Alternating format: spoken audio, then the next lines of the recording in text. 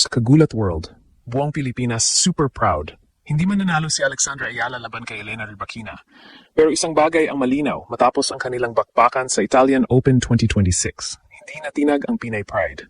Sa harap ng isang world number 2 na kinatatakutan sa buong WTA Tour, ipinakita ni Alex na kaya niyang makipagsabayan sa pinakamalalakas sa mundo. Final score, 6-4, 6-3 para kay Rybakina.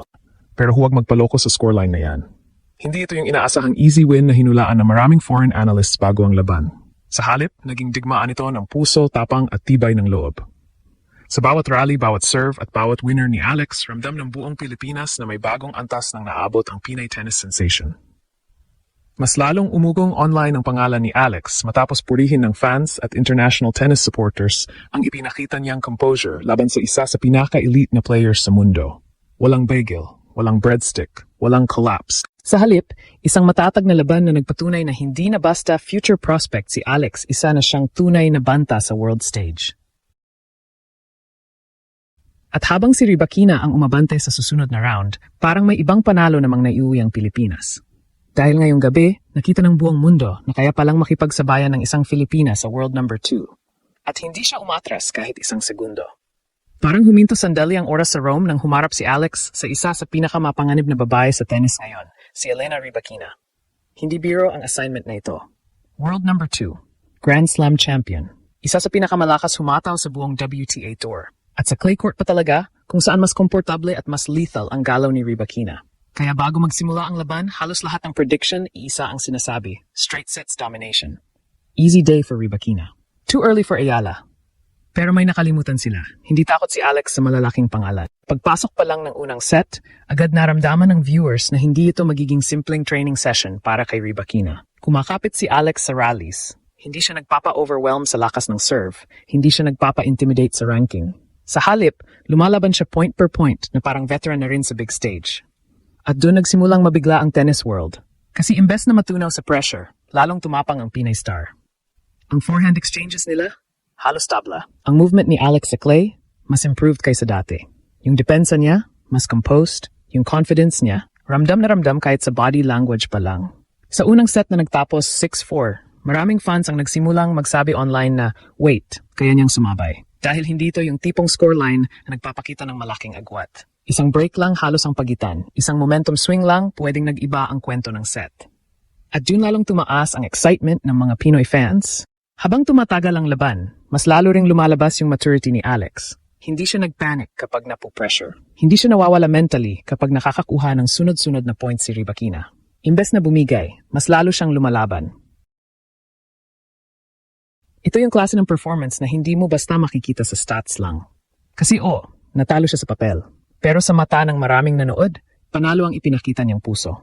Pati social media, sumabog sa suporta. Sunod-sunod ang posts ng fans na nagsasabing proud sila dahil hindi nagpatalo sa intimidation si Alex. Marami pa nang nagsabi na ito raw ang isa sa pinaka-solid niyang performances sa clay court. At kung tutuusin, malaking bagay yon. Dahil ilang taon din kinwestiyon kung kakayanin ba talaga ni Alex ang elite-level physicality sa women's tennis. Kung sapat ba ang power niya. Kung kaya ba niyang tumagal laban sa top-ranked opponents. Pero ngayong gabi sa Rome, parang isa-isa niyang sinagot lahat ng duda. Hindi sa salita, kundi sa mismong laban. Pagdating ng second set, doon na talaga nasubok ang tibay ng loob ni Alex. Dahil alam ng lahat na kapag nakakuha ng momentum si Elena Rybakina, napakahirap na niyang pigilan. Isa siya sa mga pinakadelikadong shotmakers sa buong WTA Tour.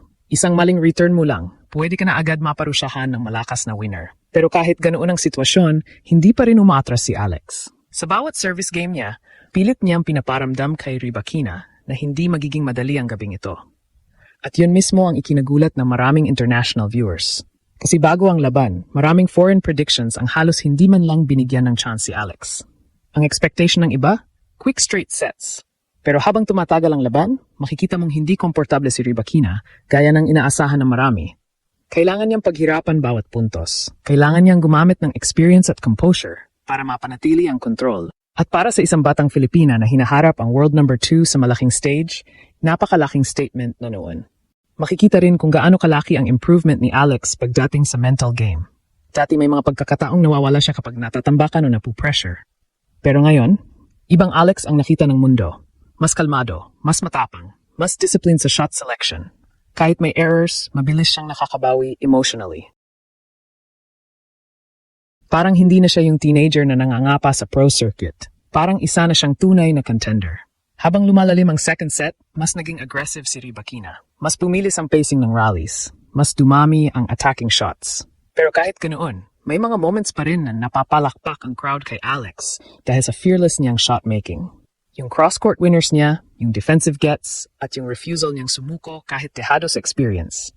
Lahat yun naging dahilan kung bakit lalong napamahal ang performance niyang ito sa fans. At kahit nagtapos ang second set sa 6-3, ramdam mo pa rin na hindi one-sided ang laban. Hindi ito yung typical na talo na madaling makalimutan.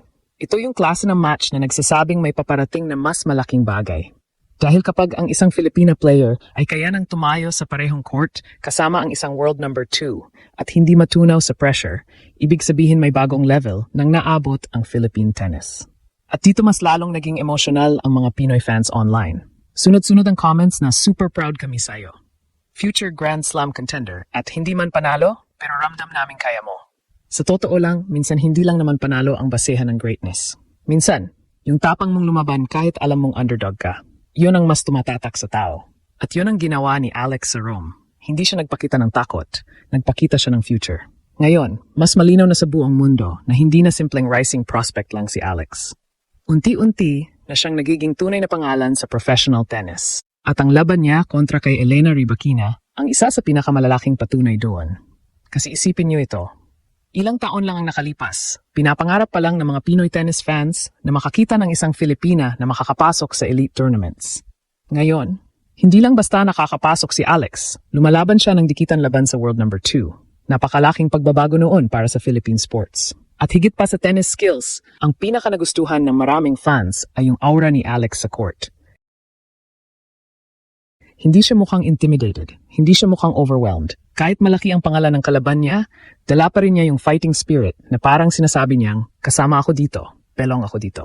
At iyon ang pinaka-importanting development sa career niya. Because talent alone is not enough sa elite tennis. Kailangan mo ng mentality. Kailangan mo ng confidence. Kailangan mong maniwala na kaya mong makipagsabayan sa pinakamalakas sa mundo. At sa Rome, parang iyon mismo ang ipinakita ni Alex. Habang maraming tao ang tumitingin lang sa final score, mas malalim ang nakikita ng mga totoong tennis observers. Nakita nila ang improved movement niya sa clay. Nakita nila ang mas mature niyang decision-making. Nakita nila ang patience niya sa long rallies. At higit sa lahat, nakita nila na hindi na madaling ma-intimidate ang batang Pinay star. Ito yung klase ng performances na pwedeng maging turning point sa isang career. Dahil minsan, bago ka maging champion, kailangan mo munang maramdaman na kaya mong makipagsabayan sa champions.